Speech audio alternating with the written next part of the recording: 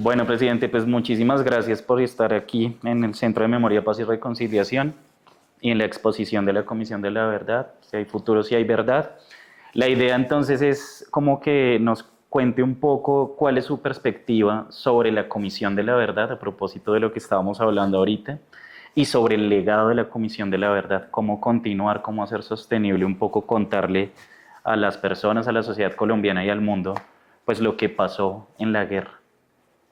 Es imposible hablar de verdad sin hablar de víctimas. Y me parece a mí que el proceso de paz de La Habana funcionó cuando en la ley de víctimas se reconoció que en Colombia lo que había no era, como se pensaba hasta entonces, una amenaza terrorista, que era una especie de fuerza incontrolable, desconocida, que nos estaba invadiendo a todos, sino que había era un conflicto armado. El reconocimiento del conflicto armado llevó a reconocer que ese conflicto producía víctimas, y el reconocimiento de las víctimas llevó a reconocer que las víctimas no solamente esperaban una reparación económica, sino también una reparación moral. Y esa reparación moral era la verdad. Por eso creo que la virtud del proceso de paz de La Habana, que de alguna manera tendrá que ser imitado por los otros procesos que actualmente están en cursos, es que si no tenemos como víctimas a los actores referentes en el conflicto armado, simple y sencillamente no vale la pena hacer la paz. Todos los procesos de paz anteriores, incluidos los que yo traté de hacer, tenían el mayor énfasis en los victimarios, cómo, qué hacer con los guerrilleros, qué hacer con los paramilitares. Y se nos han olvidado las víctimas, lo que le da fuerza moral al proceso de paz y le da estructura y arquitectura institucional es precisamente esto que estamos viendo en esta exposición, que es cómo se desarrolló, cómo se desentrañó y cómo se está viviendo la verdad y cómo esa verdad ha legitimado a las víctimas. Presidente, yo pues estábamos pensando un poco y de la conversación que teníamos como otras bambalinas, a usted le tocó un momento, o sea, un periodo muy difícil del país, un contexto en donde Colombia estaba inmersa en la violencia, en donde el narcotráfico mostró que había permeado todas las esferas de la vida colombiana y hablamos de grupos legales, grupos ilegales, hablamos también de los distintos, digamos, poderes del país e incluso su campaña. Entonces, la pregunta es un poco cómo usted asumió ese desafío del narcotráfico a propósito de ese punto de inflexión que pudo representar, y eso nos lleva al presente, cómo asumir ese factor de persistencia del conflicto armado interno que es el narcotráfico en el marco del contexto actual de paz total y de todas estas mesas que se abren hoy, que son muchas y a veces un poco confusas para hacerle seguimiento. Lo primero es decir que para uno es muy difícil hablar objetivamente del tema de la violencia y del conflicto armado, porque todos de alguna manera, directa o indirecta, hemos sido también víctimas del conflicto. Yo llevo 4 balas aquí adentro, que fueron las que me dejaron después del atentado en el cual le costó la vida a Antequera.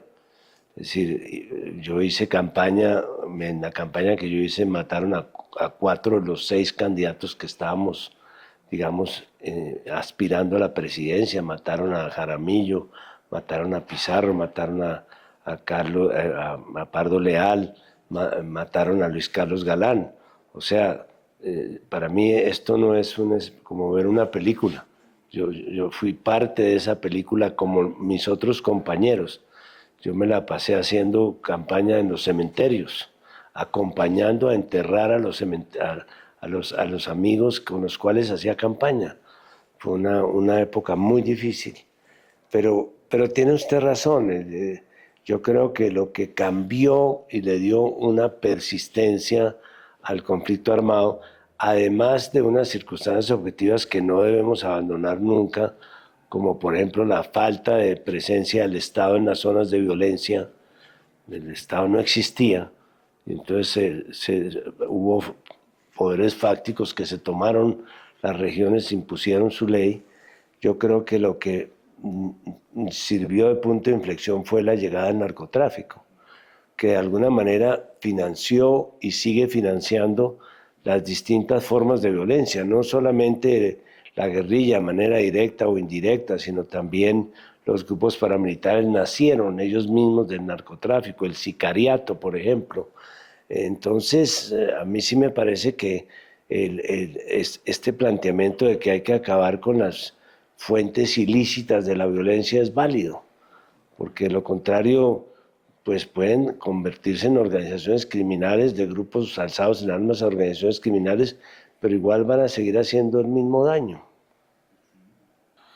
Presidente, y digamos a propósito, usted al inicio hablaba de la centralidad de las víctimas como una novedad en el acuerdo de paz del año 2016, ¿no? Algo que no se había tenido en cuenta en los procesos anteriores. ¿Qué deudas de verdad se tiene hoy o tiene el país en general, particularmente el Estado, con las víctimas del conflicto armado interno? ¿Cuáles cree usted que son esas principales deudas de verdad? Pues, por supuesto, tiene una deuda moral que es una reparación. La violencia destruyó nuestro tejido social.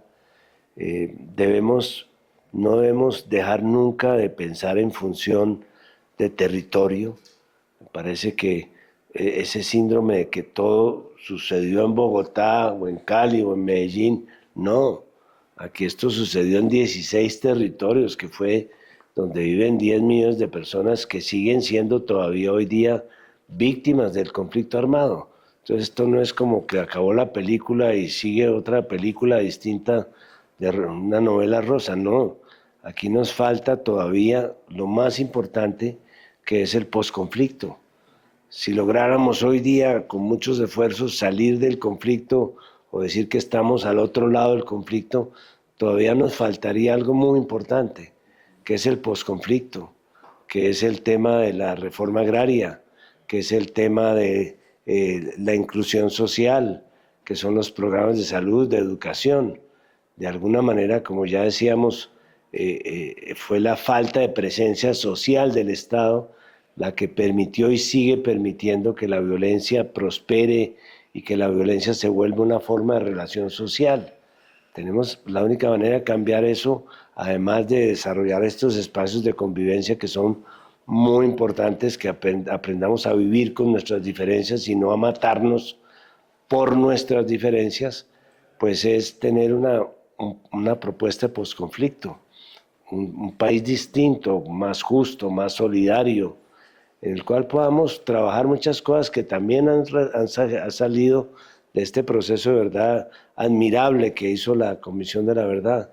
Y es que hay un país poderoso de gente que trabaja, de gente que cree en sus valores, rico en culturas, rico en pensamientos, rico en diferencias, sobre el cual tenemos que construir un país conviviente.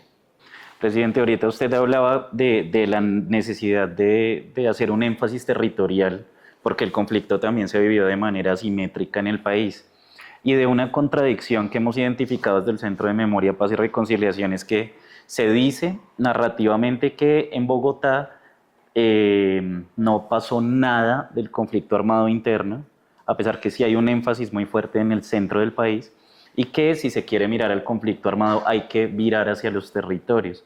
Entonces, estamos haciendo un esfuerzo por investigar cuál ha sido el impacto real del conflicto acá.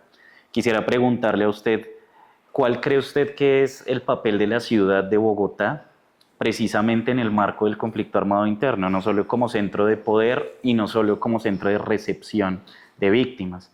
Porque acá han pasado también de estos grandes magnicidios, pero también la conformación de los grupos armados, incluido algunas ideas que hay sobre el ELN y su origen centrado en la capital. Entonces, ¿cuál es su mirada sobre Bogotá y el conflicto armado? Bueno, primero, Bogotá no es una ciudad donde hoy vivan solo bogotanos.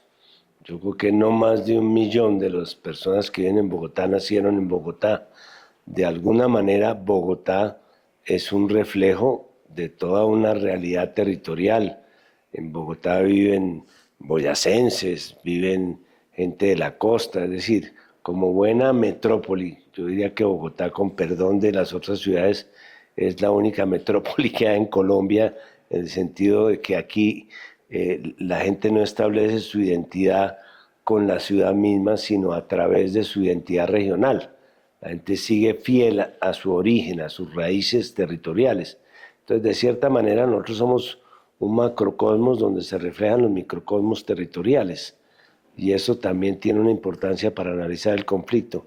Pero no hay que descartar el tema que usted mencionaba, de que aquí pueden estar viviendo, yo diría, una gran cantidad de las víctimas, el 20% de las víctimas del país, de esos 9 millones que veíamos en la exposición, aquí puede haber 1 millón de víctimas o más víctimas, y Bogotá además tiene una zona rural muy grande, que es la zona de Usme, que conecta con lo que fue pues prácticamente la Uribe y el páramo Sumapaz, que era el territorio de donde se nutría la guerrilla. Por eso los programas que hay que hacer en Bogotá, no solamente de atención de víctimas, sino también de desarrollo en la parte rural y de protección de la identidad territorial, me parece que son claves. Presidente, ya para finalizar, y muchas gracias por su tiempo nuevamente, quizás si lo pusiéramos en perspectiva, usted fue el primer expresidente que dijo, yo voy a participar en el sistema integral de verdad, justicia, reparación y no repetición. Se ofreció también a las audiencias por la verdad, a la Jurisdicción Especial para la Paz, para dar su versión de lo sucedido durante su gobierno. ¿Cuál cree usted que fue su principal aporte a la verdad en el marco, bueno, de todo esto? Primero, ¿por qué lo hice? Lo hice porque me parecía increíble que en este llamamiento, digamos, a la verdad, para no meternos en el tema de la justicia transicional, pero por lo menos a la verdad, a la contribución a la verdad de lo que pasó en este país y lo que podría dejar de pasar si tenemos el propósito de la enmienda que hablan los sacerdotes católicos cuando lo preparan a uno por la primera comunión, que no llamaran a los que habíamos tenido la responsabilidad del Estado a aportar algo a la verdad, a dar nuestra propia opinión, habiendo sido comandantes de las Fuerzas Armadas y directores, digamos, de la política en general, me pareció un exabrupto. Aquí lo que hubo no fue un problema solamente entre la guerrilla o las FARC y las Fuerzas Armadas. Aquí hubo una cantidad de involucramientos de la sociedad civil, por acción o por omisión, como víctimas y como victimarios, que tenían que ser incluidos para que el panorama fuera realmente un panorama objetivo. Entonces, esa victoria de los sectores de derecha colombianos que reclamaron pues el mérito de haber sacado de las obligaciones y las responsabilidades de la paz al resto de la sociedad distinta a los actores armados, me parecía absurda. Por eso yo mismo envié una carta al padre Ru, al cual le debemos muchísimo en todo este esfuerzo, diciéndole que yo quería que me escucharan, y que me escucharan sobre aquellos episodios en los cuales, dolorosos o no, habíamos tenido una participación quienes estábamos a frente del Estado, y creo que de alguna manera se consiguió que los demás, mis demás colegas, hicieran lo propio, y ahí están sus testimonios, por lo menos en la Comisión de la Verdad.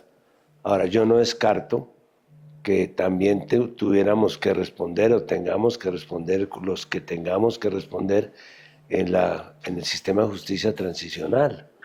También allí, porque es una justicia restaurativa, que es lo más importante que deja el proceso de paz son dos cosas. Esta Comisión de la Verdad, que fue como un acto psicoanalítico de mirarnos hacia adentro nosotros mismos, a ver qué era lo que había pasado. Y lo segundo, una justicia restaurativa, que no es una justicia punitiva, no es la justicia del castigo, no es la justicia del odio, no es la justicia de la venganza estatal, sino una justicia de oportunidades, una justicia de convivencia y una justicia de futuro. Así es que yo creo que esa justicia restaurativa y esta Comisión de la Verdad son como dos grandes banderas que quedan en el cerro del conflicto que todavía lamentablemente no hemos logrado terminar. Presidente, pues muchísimas gracias por su tiempo y por todo este espacio acá en el Centro de Memoria, Paz y Reconciliación y en la exposición. Bienvenidos, bienvenidas siempre. Muchas gracias. Venga esa mano, como decía nuestro amigo Jaramillo.